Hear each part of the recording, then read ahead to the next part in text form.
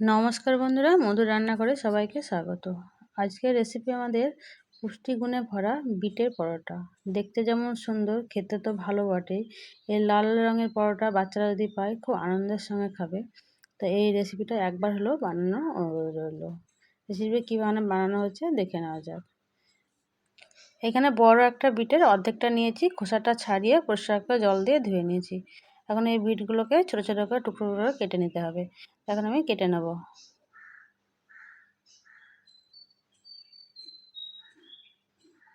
একদম ছোটো ছোটো করে কেটে নেব, যেন মিক্সির জারে দিয়ে ভালোভাবে গ্রাইন্ড করা যায়। তাই আমি এগুলো ছোটো ছোটো করে কেটে নিয়ে মিক্সির জারে দিয়ে একটা পেস্ট বানিয়ে নেব। এগুলো আমার কাটা হয়েছে, একটা নিয়েছি মিক্সির জারের মধ্যে এগুলো দিয়ে দেবো। বাকিগুলো ছিল সেগুলো কেটে নিয়েছি, সে সবগুলোকে দিয়ে একসঙ্গে জারের মধ্যে দিয়ে একটা পেস্ট বানিয়ে নেব। এদিকে নিয়েছি আমি আটা, আপনারা চাইলে ময়দা নিতেও পারেন। আটাটা স্বাস্থ্যের পক্ষে ভালো। স্বাদ মতো লবণ, আর এখানে 1 চামচ মতো জোয়ান নিয়েছি। জোয়ানটাকে হাতে করে ঘষে দিয়েছি, জোয়ানটা হজম হতে সাহায্য করে। কসুরি মেথি নিয়েছি 1 চামচ মতো, হাত দিয়ে ভালো করে এরমভাবে ঘষে ঘষে দিয়ে দিচ্ছি। নিয়েছি গোলমরিচের গুঁড়ো 1/2 চা চামচ, ভাজা জিরে গুঁড়ো 1 চা চামচ, ধনে পাতা কুচিয়ে রেখেছি 1 মুঠো দিয়ে দিচ্ছি। দিয়েছি সাদা তেল 2 চামচ মতো। খুব ভালো করে হাত দিয়ে এখন মাখিয়ে নিতে হবে। হাত দিয়ে মাখিয়ে নিয়ে যে বিটের যে পেস্টটা বানিয়ে রেখেছি সেইটা দিয়ে মাখাতে হবে। এখানে জলের দেওয়া যাবে না, যদি প্রয়োজন হয় তাহলে অল্প একটু দিতে পারেন। আর যদি জলের প্রয়োজন না হয় তাহলে এই বিটের পেস্টটা দিয়েই আমি ডোটা বানিয়ে নেব। বাকি যেটুকু আছে সেটুকুও দিয়ে দিচ্ছি। খুব ভালো করে এটা মাখিয়ে নিতে হবে, একদম নরম করে, যেমন আমরা পরোটা মাখাই সেরকমই মাখিয়ে নিতে হবে। এখানে কোনো জলের প্রয়োজন হয়নি, যে পেস্টটা ছিল সেটা দিয়ে আমার মাখানো হয়ে গেছে। 2 মিনিট এখন ভালোভাবে ঠেসে নিতে হবে। একদম নরম একটা ডো বানিয়ে নিতে হবে। খুব ভালো মতো মাখানো হয়ে গেছে। আমি এখন 10 থেকে 15 মিনিট ঢাকা দিয়ে রেখে দেবো। একটা আলুর তরকারি বানিয়ে নেবো, তার জন্য একটা কড়াই বসিয়ে দিয়েছি সর্ষের তেল। এটা সর্ষের তেলেই বানাবো, আপনারা চাইলে সাদা তেলেও বানাতে পারেন। দিয়ে তেজপাতা একটা, আর দিলাম 2টো শুকনো লঙ্কা, 1/2 চা চামচ গোটা জিরে। একটু ভালো করে ভেজে নিতে হবে সুন্দর গন্ধ ওঠা পর্যন্ত। খুব ভালো মতো ভাজা হয়ে গেছে। আমি আলুগুলোকে আগে থেকে ছোটো ছোটো করে টুকরো করে কেটে রেখেছি আর পরিষ্কার করে ধুয়ে রেখেছি। আলুগুলোকে দিয়ে দিচ্ছি। সব আলুগুলোকে দিয়ে 2 মিনিট এখন ভালোভাবে একটু নাড়াচাড়া দিয়ে একটু ভেজে নিতে হবে।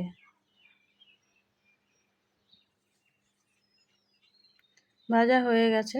এখানে দিচ্ছি আদা গ্রেট করে রেখেছি 1 চা চামচ দিয়ে দিচ্ছি। আর 2টো কাঁচা লঙ্কা কুচিয়ে রেখেছি সেটাও দিলাম। জিরে গুঁড়ো 1/2 চা চামচ, ধনে গুঁড়ো 1/2 চা চামচ, যে হলুদের গুঁড়ো। খুব ভালো করে একটু নাড়াচাড়া দিয়ে আমার রান্না করে নিতে হবে। আর দিলাম লাল লঙ্কার গুঁড়ো 1/2 চা চামচ। এখন কষিয়ে নিতে হবে কাঁচা গন্ধটা চলে যাওয়া পর্যন্ত। একটু দিয়ে দিচ্ছি জল, জলটা দিলে পুড়ে যাবে না। 2 মিনিট খুব ভালো করে কষিয়ে নেব। একটা টমেটো কেটে রেখেছি সেটাকেও দিয়ে দিচ্ছি। স্বাদ মতো লবণ। আবারও 2 মিনিট কষিয়ে নিতে হবে। কষানো এটা হয়ে গেছে, দিয়ে দিচ্ছি পরিমাণ মতো জল।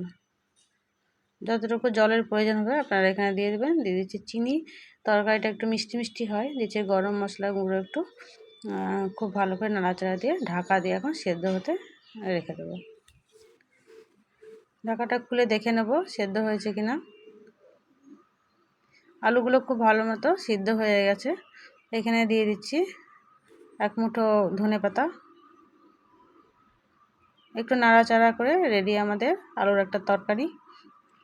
এই পরোটার সঙ্গে আলুর তরকারিটা ভীষণই ভালো লাগে। একদম হয়ে গেছে, এটা রেখে দেবো। গ্যাসের ফ্লেমটা বন্ধ করে সাইডে এখন রেখে দেবো। এদিকে আমার হয়ে গেছে 15 মিনিট। ডোটা একবার একটা থালার মধ্যে নিয়ে ভালো করে একটু মাখিয়ে নেবো, আবারও ঠেসে নিতে হবে। এইখান থেকে আবার লেচিগুলো কেটে নিতে হবে। আমরা যেমন পরোটা বানাই সেরকমভাবে একটু বড় বড় করে লেচিগুলো কেটে নিতে হবে। একটু বড় করেই কেটে নিলাম সবগুলো, আর সবগুলোকে আমি গোল করে নিয়েছি হাতের সাহায্যে। এখান থেকে একটা নিয়ে নিচ্ছি আর পরোটাটা বেলে নিচ্ছি। আমরা যেমন নর্মালি যে পরোটাগুলো বানাই আমি ওরকমভাবেই পরোটাটা বানিয়ে নেব। একটু তেল দিয়ে দিচ্ছি, তেল বা আপনারা এখানে শুকনো ময়দা বা আটা দিতে পারেন। আমি একটু তেল লাগিয়ে নিলাম।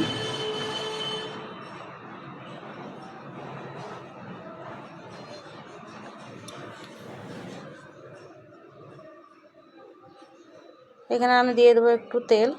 এরমভাবে তেল লাগিয়ে পরোটা ভাজলে খেতে কিন্তু ভালো হয়, মুচমুচে হয় ভেতর থেকেও। একটু শুকনো ময়দা দিয়েছি, উপর থেকে ছড়িয়ে দিচ্ছি। আর যে আমরা চিকন পরোটা বানাই একইভাবে এরমভাবে আমি শেপটা দিয়ে নেব।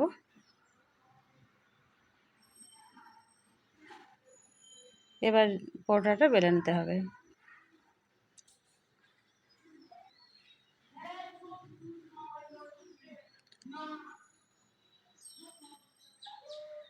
পরোটাটা আমার বেলা হয়ে গেছে, এবার ভেজে নিতে হবে।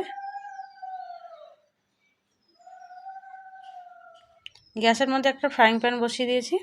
এবার একটু ভালোভাবে গরম করে নিতে হবে। গরম করার পর দিতে হবে শুকনো এপিট ওপিট করে 2 পিঠ করে ভালো করে ভেজে নিতে হবে। তারপরে এখানে ঘি, বাটার বা তেল যে কোনো আপনারা দিতে পারেন, সেটা দিয়ে ভেজে নিতে হবে। আমি দিয়েছি 1 চামচ ঘি, আপনারা চাইলে সাদা তেল দিয়েও ভেজে নিতে পারেন। আমি ঘিটা দিয়ে এপিট ওপিট করে 2 পিঠই আমি একটু ভালো করে ভেজে নেব।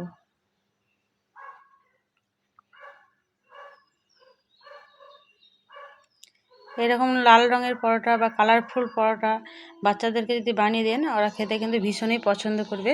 খেতে কিন্তু কোনো অসুবিধাই হবে না, ওরা ভালোবেসে খেয়ে ফেলবে। এটা আমার এখনও হয়ে গেছে, একটা এখন পাত্রে তুলে নিতে হবে। দেখুন খুব সুন্দরভাবে ফুলে গেছে। এটা একটা পাত্রে এখন তুলে নিচ্ছি। আর বাকি যে পরোটাগুলো আমি একইভাবে এখন ভেজে নেব।